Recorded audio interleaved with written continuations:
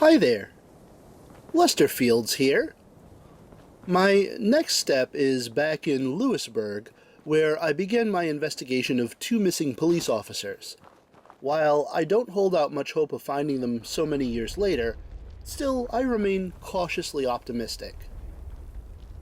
As I search, I hear ferals nearby, and am soon accosted by a group of them.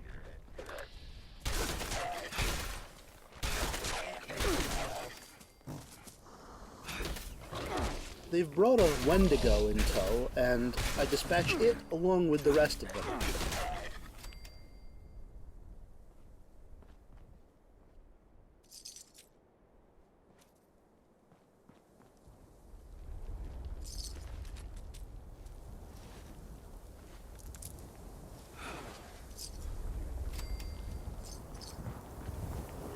I approach a rusty old police car, and amazingly, there's an intact duffel bag inside which contains some 10mm rounds and a holotape entitled Kleins Notes, Part 1.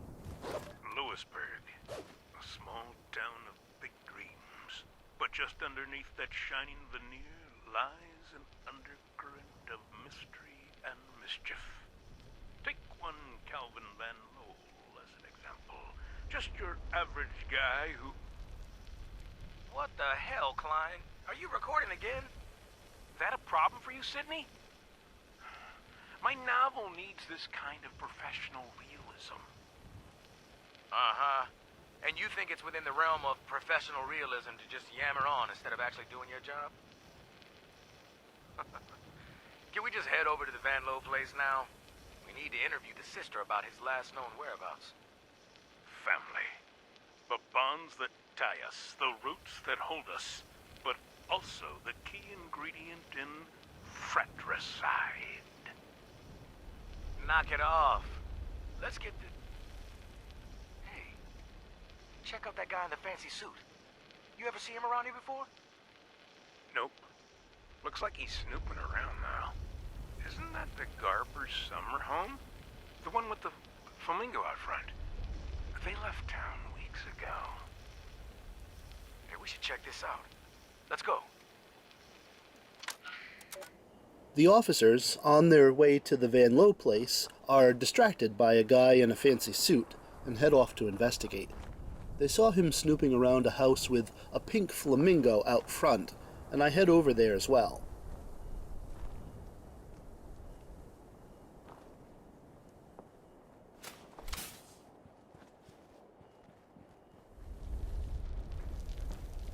Heading to the back of the house, I find two skeletons. Could these be the officers?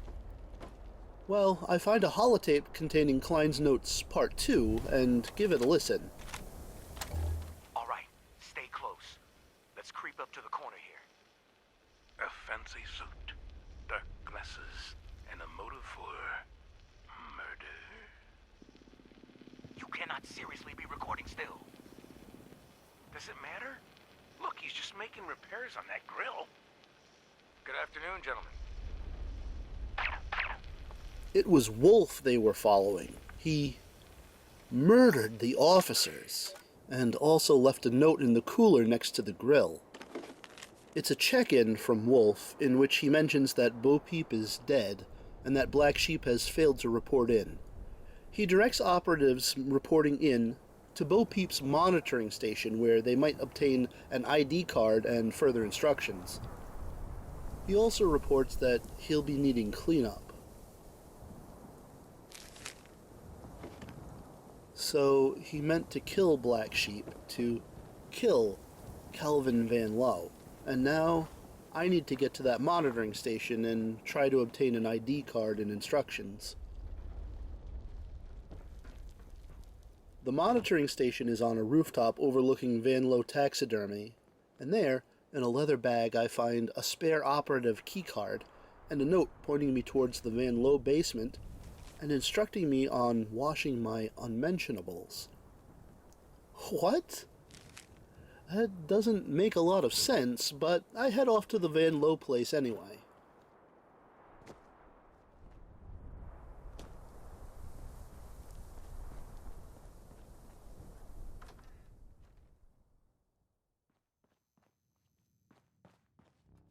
Once inside, I head on down to the basement. Rereading the note from Mom, I take notice that unmentionables are meant to be dried on low heat. 2, the note mentions utilizing the calendar to keep track of laundry day, similar to what the instructions at the monitoring station had said. I set the dryer to low heat, then press on the calendar where laundry day is circled. Immediately, the wall next to the calendar opens up to reveal a hidden passage.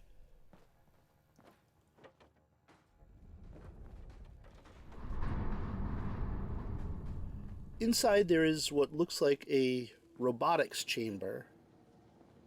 Searching for clues, I first find an assembly password in a tool chest. With it, I'm able to gain access to the assembly platform terminal. I'm able to retrieve a holotape from it entitled Behavioral Reprogramming.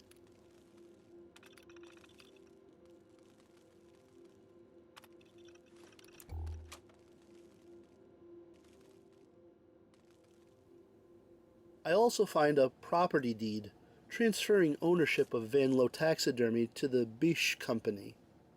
Strange, that.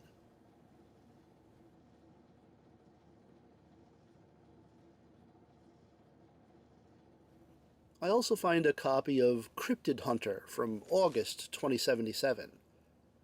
It outlines an interview with a cryptid field research specialist named Garrison Guy Fogarty, in which he suggests learning to emulate the mating rituals of cryptids in order to lure them out of hiding. Interesting.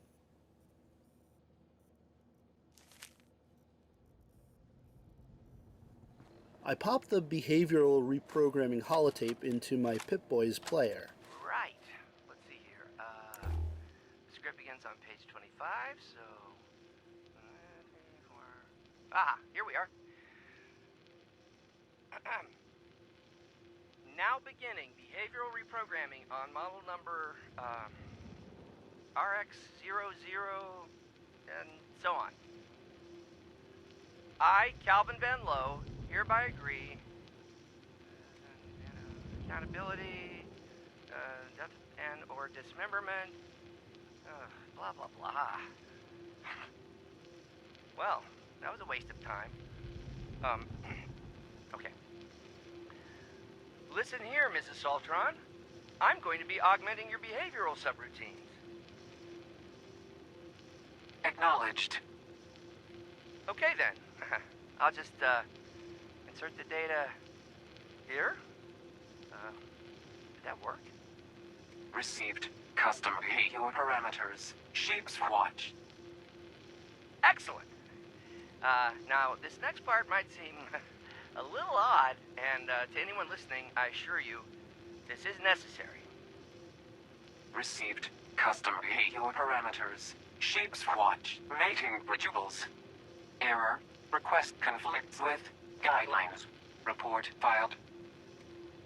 Wait, what? Wait, no, it's nothing like that. It's nature. It's just for the... Wait! Execute administrative override. Received. Request for overwrite. Confirmation needed.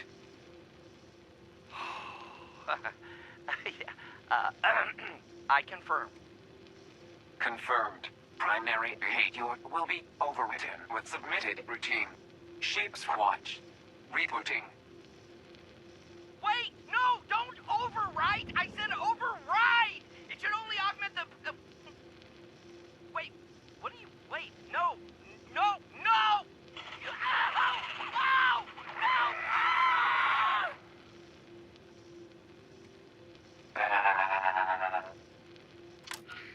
Holy hell!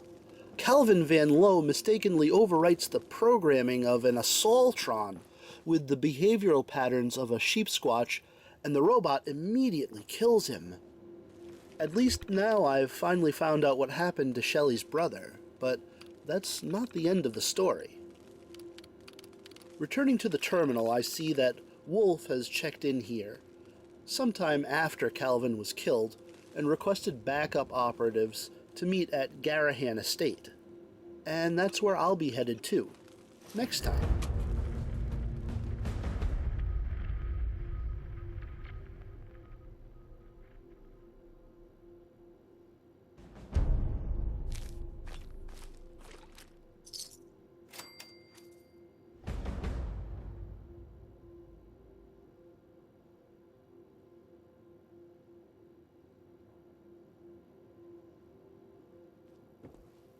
Stay safe out there, Vault Dwellers, and until next time, thanks so much for watching.